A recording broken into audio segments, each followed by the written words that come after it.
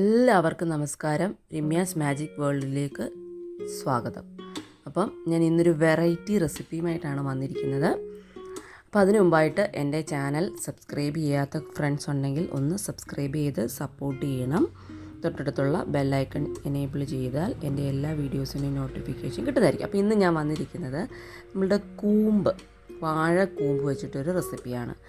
ഈ വാഴക്കൂമ്പിൻ്റെ പൂ വെച്ചിട്ട് ഒരു ബജി അല്ലെങ്കിൽ ഒരു പക്കോട. അപ്പോൾ അതിന് നമ്മുടെ വാഴക്കൂമ്പ് എടുത്തിട്ട് അതിൻ്റെ മേൽപോളയിലുള്ള പൂക്കൾക്കൊക്കെ ഒരു നിറവ്യത്യാസം ഉണ്ടാവും.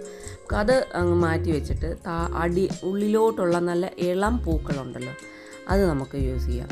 അങ്ങനെ ഞാൻ ആദ്യം ഉള്ള ആ മേൽ പോളകളിലുള്ള പൂക്കളും വേറെ ഒരു പാത്രത്തിൽ, ഇപ്പം നമ്മൾ യൂസ് ചെയ്യാൻ പോകുന്നത് ഉള്ളിലോട്ടുണ്ടായിരുന്ന പോളകളിലെ നല്ല പൂക്കളാണ്. കണ്ടില്ലേ, നല്ല നിറമുള്ള ഈ പൂക്കളാണ് ഞാൻ ബജി ഉണ്ടാക്കാൻ ഉപയോഗിക്കുന്നത്.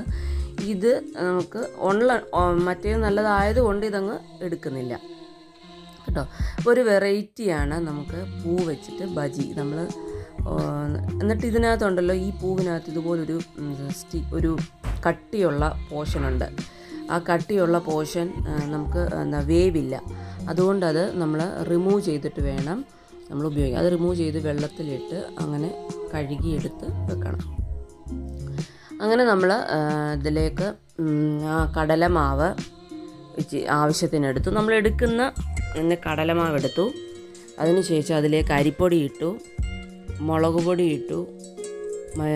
മുളക് പൊടി ഒരു സ്പൂണ്, എരിവില്ലാത്ത മുളക് പൊടിയാണ്, അതുകൊണ്ട് ഒരു സ്പൂൺ ഇട്ടേക്കുന്നത്. പിന്നെ മഞ്ഞൾപ്പൊടി ഇട്ടു.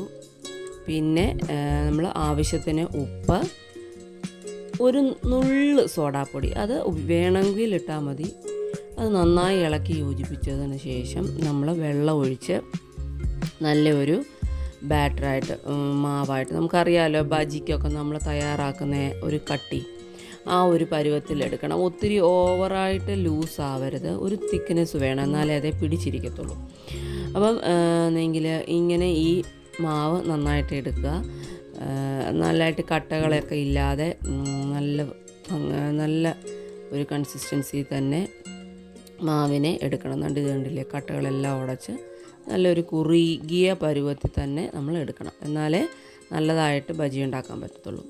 ഇനി നമ്മൾ ആ പൂക്കൾ, നല്ല പൂക്കൾ നോക്കിയെടുത്ത് കഴുകി എടുത്ത് വെച്ചിരിക്കുകയാണ്. ഇനി നമുക്കിത് ഇതിലേക്ക് മുക്കി അങ്ങ് വറുത്തെടുത്താൽ മാത്രം മതി. അതിൽ ഒരു ചെറിയ ചീനച്ചട്ടി വെച്ച് വെളിച്ചെണ്ണ ഒഴിച്ച് ചൂടായതിന് ശേഷം നമ്മൾ ഇതുപോലെ മുക്കി ഇടുക. കണ്ടില്ലേ, ഇതുപോലെ മുക്കി നന്നായിട്ട് അങ്ങോട്ട് ഇട്ട് കൊടുക്കണം. അപ്പം ഇതുപോലെ മുക്കി ഇടുന്നതിന് പകരം നമുക്ക് ആ പൂക്കളെല്ലാം വൃത്തിയാക്കി എടുത്ത് വെച്ചതിനകത്തോട്ട് കടലമാവും പൊടികളെല്ലാം ചേർത്ത് മിക്സ് ചെയ്ത് നമുക്കിങ്ങനെ അങ്ങനെയും ചെയ്യാം. പക്ഷേ ഇച്ചിരി കൂടെ എനിക്കിഷ്ടം ഇതുപോലെ ഇങ്ങനെ മാവ് പൊതിഞ്ഞിരിക്കുന്നത് തന്നെയാണ് ഇഷ്ടം. അതുകൊണ്ട് ഞാൻ ഇങ്ങനെ ചെയ്തത് കേട്ടോ.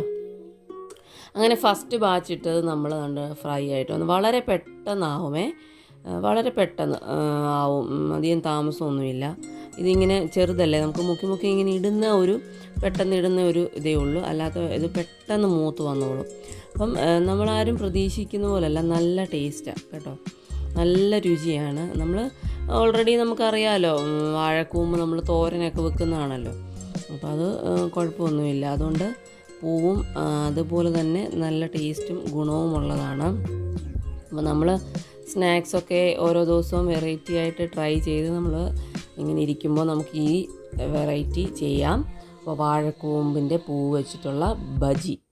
ഓക്കെ, അപ്പോൾ എല്ലാവരും ഈ റെസിപ്പി ട്രൈ ചെയ്യണം, നല്ല ടേസ്റ്റാണ്, കുഞ്ഞുങ്ങൾക്കൊക്കെ ഇഷ്ടപ്പെടും. അപ്പോൾ എൻ്റെ ഈ റെസിപ്പി ഇഷ്ടപ്പെട്ടാൽ എല്ലാവരും എന്നെ ഒന്ന് സപ്പോർട്ട് ചെയ്യണം. ചാനൽ സബ്സ്ക്രൈബ് ചെയ്ത് സപ്പോർട്ട് ചെയ്യുക. അപ്പം ഇതുപോലെയുള്ള പുതിയ വീഡിയോസുമായിട്ട് ഞാൻ വീണ്ടും വരുന്നതായിരിക്കും. അപ്പം ഇനിയും അടുത്ത പുതിയ റെസിപ്പിയിൽ നമുക്ക് കാണാം. ടാറ്റാ, ബൈ.